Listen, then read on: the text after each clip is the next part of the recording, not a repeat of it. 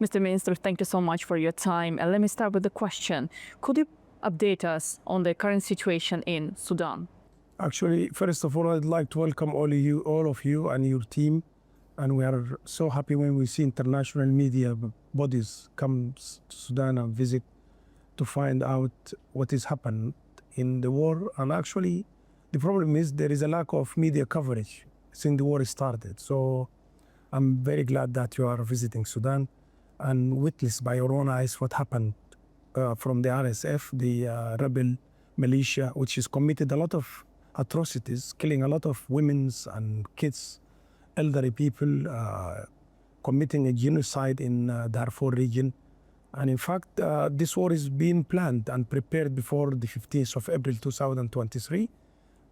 If you follow the political disputes before the war starts, it shows clearly that there is a huge preparation happened behind the scene from some countries in the region and international interference into a regional, internal politics.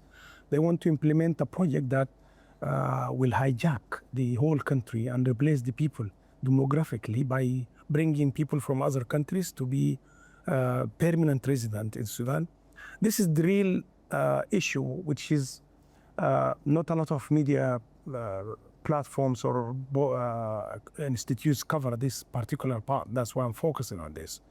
But in terms of development happened after, so lucky enough that our army is now controlling a huge area, which is pushing the RSF back to the western region. And the fact that the best signal of this war is all Sudanese people, they came together because they know how dangerous is this war for them, because it is not coming just to do a military coup. In fact, it's coming to wipe out the whole citizen and the nation and to be displaced, as you can witness right now. But nowadays, after 2 years, thanks God, we did very well, in fact. And we are hoping for the international community to realize the fact that this war is very, very dangerous for the region, not only for Sudan, because as you can see, there is a lot of drones involved now, coming from overseas, attacking electricity power supply, water supply.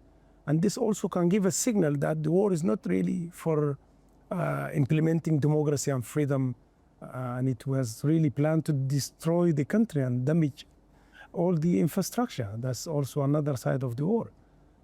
So we as a government, we were very closely with our people will, and we believe that we can defeat them, and we are doing very well for the time being, because as you can see, you just came back from Kartum. Kartum is fully liberated. Kartum region, Jazeera region also is liberated fully. So it is just a matter of time for us to finish it, inshallah. So, Mr. Minister, you said about the changes on the battlefield, and the full liberation of Khartoum indeed changed a lot. Therefore, could you please tell us a bit more about strategic importance of the city? Historically, Khartoum is a very important city for the Sudanese people for the entire life, to be honest, because it was the capital of Sudan for quite a long time. And let's say we talk about the presidential palace, for example, as a symbol of independence, and all these governments, they run the country from that palace. So if you can see in media, when we liberated the palace, we were very happy because it has a symbol for the Sudanese nation. And in fact, Khartoum is the capital of the country. There is the most populated city in Sudan. It's made of 3 different cities, as you have seen. And for us, strategically, Khartoum located in the middle of Sudan. So strategically, in terms of war and the army, it will make the army more capable to reach any region, and actually to manage to run the country smoothly. And when we talk about Khartoum, for us as a government, we already exist there. So many questions come from the media usually. Why are you located in Eastern Sudan? No, we have a mobile government. We located in so different regions, up north in Khartoum, in Kordofan even we have, and in Kassala area. So we are located in multiple cities because of for the needs of the war. We don't need to be located in one city. That's an answer for an unseen question for all media platforms. But Khartoum is a very important city for the whole case of the war. We visited Khartoum and we could see all of those destructions. The city is completely destroyed. Therefore, how do you see the process of restoration of the cities? In fact, we can retrieve back, or we can build up the Khartoum in a very short period of time. Our economy is a very strong economy. We have a lot of different resources. Even when you look into the RSF, they used to consume a lot of big budget from the government. Now there is no RSF any longer. So we believe and we are very optimistic that we can do a huge recovery in rebuilding Khartoum back again to normality. And what are your expectations from the international communities, from the countries in the region? We have a very shocking feeling towards the international community because the double standard is always there. So, for instance, nowadays the headline is the chemical weapon, which is a lie. You've been to Khartoum, and I'm sure you never witnessed nothing related to using chemical weapon on the war. So we. On the other hand, we captured a lot of weapons from big countries like USA now. This headline coming up in this last 24 hours, there is a lot of involvement for the Americans' weapons in the hands of the RSF, which has helped them a lot to commit a lot of atrocities, big atrocities, genocide, displacing people. All this happened with Western countries' weapons, which is very dangerous. We've been raising this point, but as you know, we had a fight, and we fight for our goals, and we believe there is still some countries that can help us. I cannot say the whole international community is doing double standard. We know those countries doing this, but we know why, because they are part of this war with what they call the framework agreement, which is prepared to take power and to make Hemeti and his armed forces part of the country for 20 years to come. So they are one of the designers. They want to hide what they did before, and we believe their position is not very clear. Not for us, even for the ordinary Sudanese people. They know that the Western countries is still taking a very bad position in terms of defending the freedom of people and democracy. It is all slogans. It doesn't exist in practice. So they still consider as a new form of neocolonialism in the 21st century? Of course, yes. But as you can read the Sudanese history, we are not easy to surrender. Even if you look into the fact of this war, if it happens in any other country, it might be gone.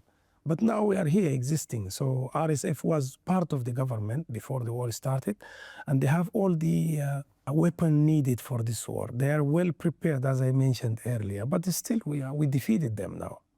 If I'm not mistaken, once there was news that some French weapons were discovered on the area controlled previously by the rebels.